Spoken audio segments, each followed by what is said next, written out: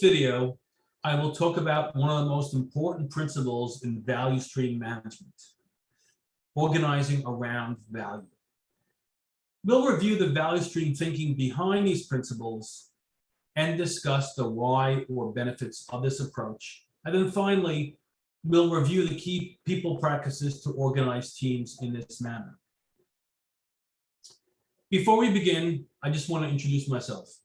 My name is Richard Knaster, and I'm Vice President and Chief Scientist for Value Stream Management at Digital.ai. I'm also a SAFE Fellow and author of several books and white papers on Agile and Lean topics. Organizing around value means that we shift from managing work in projects to collaborating in Agile teams and teams of Agile teams. In SAFE, these are called arts, or if you're using Spotify, they're called tribes.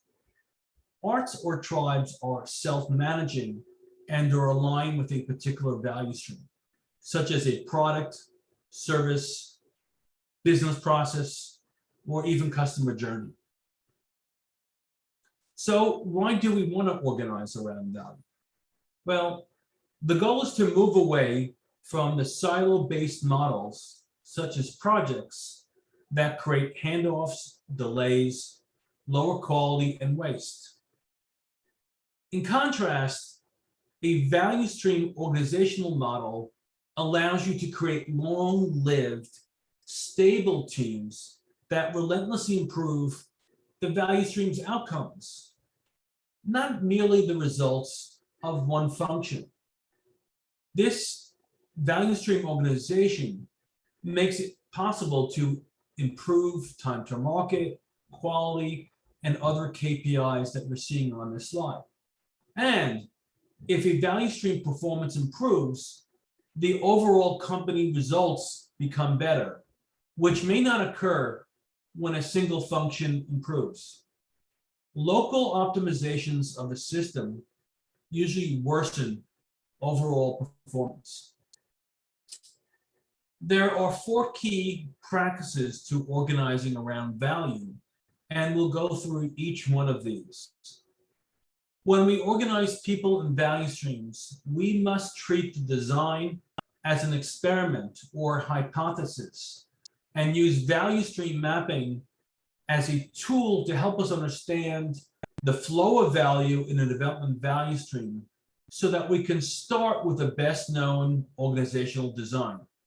And after a few program increments, we may find that we still have silos and that we need to change the value stream design.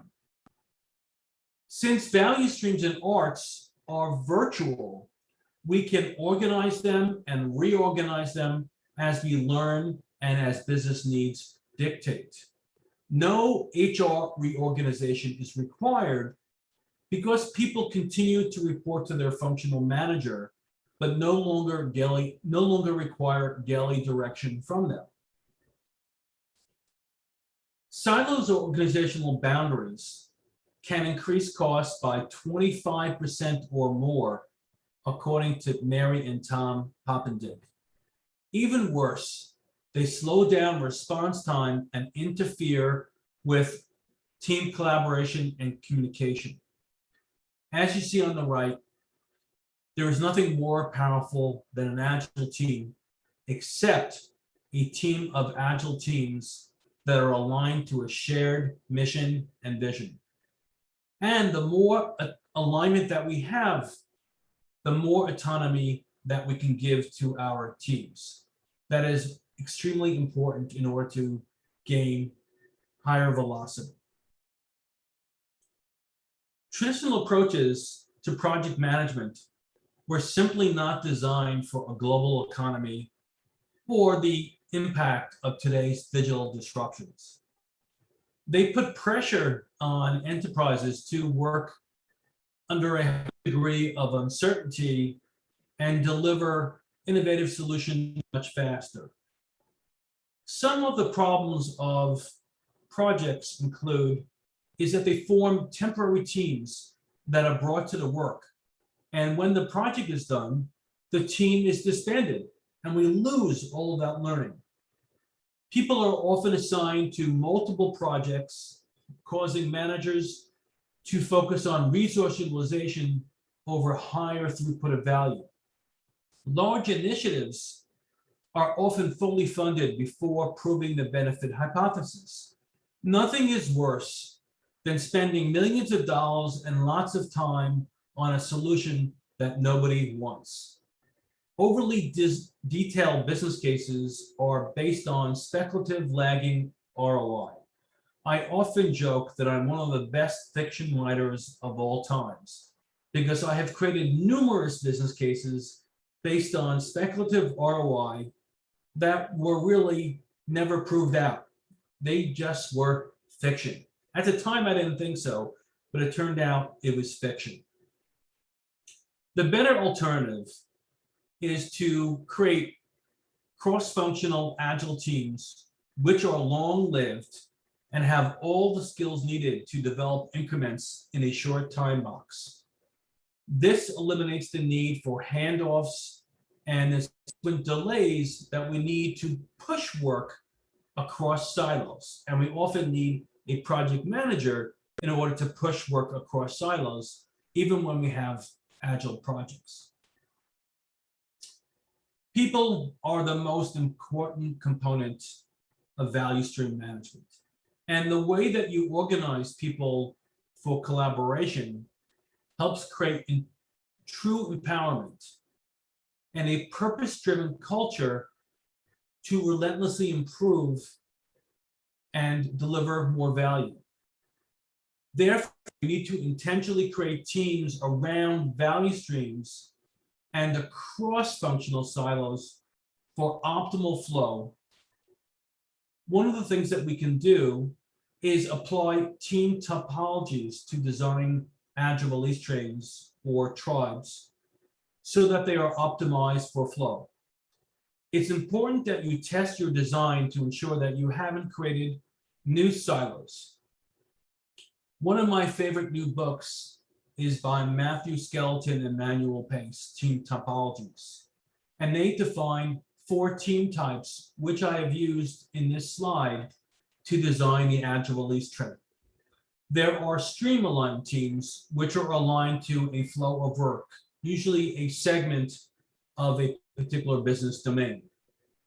An enabling team helps stream-aligned teams overcome obstacles. It also identifies missing capabilities for teams and helps them learn those new capabilities so that they're no longer needed to help those teams. Complicated subsystems teams, such as the actuarial system on this slide, is where we need significant domain knowledge or where specialized mathematical skills or technical expertise is required.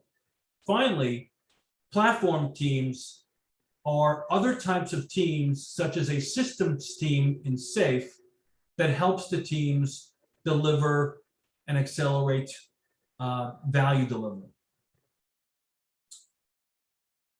The last practice for organizing teams around value is to organize people in organized value streams and portfolios.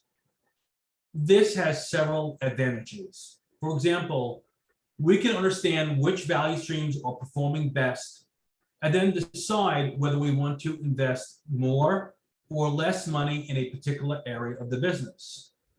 This allows us to use lean portfolio management and fund value streams versus projects, which enables keeping stable teams that are long-lived.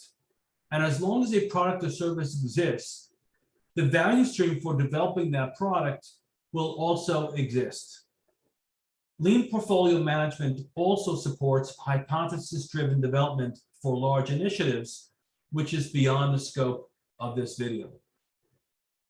If you'd like to learn more about organizing around value and lean portfolio management, please visit the Value Stream Consortium webpage, where you'll find lots of great articles, podcasts, research papers, and more. This is my new ebook on value stream management for the digital age. Thank you, and I hope you enjoyed this video and found it useful.